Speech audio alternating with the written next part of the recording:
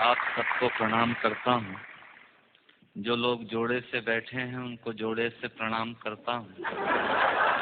जो विवाहित किसी कारण से अकेले बैठे हैं उनसे निवेदन करता हूँ कि घर जाकर मेरी तरफ से चरण स्पर्श पहुँचाएं।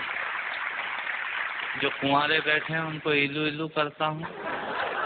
उन लोगों को विशेष प्रणाम करता हूँ जो सहारा श्री अमर सिंह जी, मुलायम सिंह जी के प्रोटोकॉल में यहाँ जबरदस्ती फंसे हुए हैं, जिनका कविता से कोई लेना देना नहीं। मैं उनको प्रणाम करता हूँ। उन लोगों को स्पेशल प्रणाम करता हूँ जो भोजन के चक्कर में ये भजन का आनंद ले रहे हैं।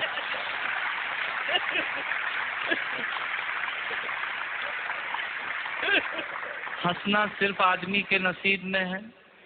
आपने कभी किसी गधे को हंसते हुए नहीं देखा होगा। यदि देख लें तो समझ लीजिएगा ये आदमी होने की तैयारी में। और किसी आदमी को गुमसुम उदास बैठा देख लें तो समझ लीजिएगा कि ये वो होने की तैयारी में है। आनंद से बैठिएगा। मैं आपको ज्ञान की एक भी पंक्ति नहीं सुनाऊंगा। भगवान महाकाल की कसम खाकर कहता हूँ, इस देश में अमिताभ जी आजकल ज्ञान की स्थिति बड़ी खराब चल रही है। सवेरे 18 चैनल खोलो तो 19 बाबा प्रवचन देते हुए मिल रहे हैं और उसी समय हम ब्रश करके थूक रहे हैं। भारतीयों का कुछ हिसाब किताब समझ में नहीं आता। भारतीय आदमी अपने तरीके से जिंदगी जीता है। सहारा श्री बैठे हैं, मैं आपको बताना चाहता हूँ भारतीय आदमी होता क्या है।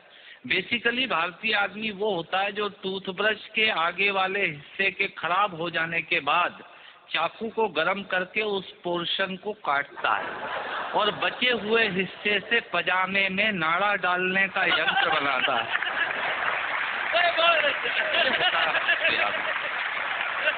इधर से तालियां कम बज रही हैं, इधर का मामला ठीक है। मुझे याद है भारतीय आदमी हीथ्रो एयरपोर्ट पे, लंदन में हीथ्रो पे एयरपोर्ट पे मशीनें लगी हुई हैं पॉलिश करने की जूतों पे। एक पैर डालो पॉलिश हो जाती है, दूसरा पैर डालो पॉलिश होने के बाद वो पैर पकड़ लेती है। फिर उसमें 50 सेंट्स डालिए तो वो पैर छोड़ती है। भारतीय पहुंचा एक, उसने एक पैर एक मशीन में पॉलिश हो गई, दूसरा पैर दूसरी मशीन में फंसा दिया। मुलायम सिंह जी, मरण तो उस आदमी का हुआ जो अंग्रेज आया। उसने जैसे ही पहला पैर फंसाया मशीन ने पैर पकड़ लिया। उसकी काउंटिंग में तो 2 हो गए। भारतीय आदमी ये होता है। मैं आपसे निवेदन करता हूँ, आज यहाँ हमारे दिलीप चौबे जी और राकेश पांडे जी मुझे एंटरटेन कर रहे थे, बता रहे थे ये 325 एकड़ में फैला हुआ है सहारा शहर। मैं आपके लिए जानकारी देता हूँ, सहारा शहर 325 एकड़ में नहीं फैला हुआ है। सहारा आजकल इन दिनों देश में एक विचार बन गया है जो पूरे देश में यत्र तत्र सर्वत्र नजर आता है।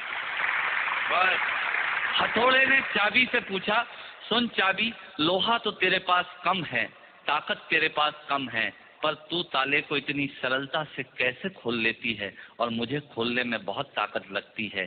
तब चाबी ने हथौड़े को जवाब दिया कि सुन हथौड़े, लोहा और ताकत तेरे पास ज्यादा है, पर तू ताले की ऊपरी सतह को छूता है और मैं ताले के अंतर मन तक जाती हूँ और उससे निवेदन करती हूँ और वो खुल जाया करता है।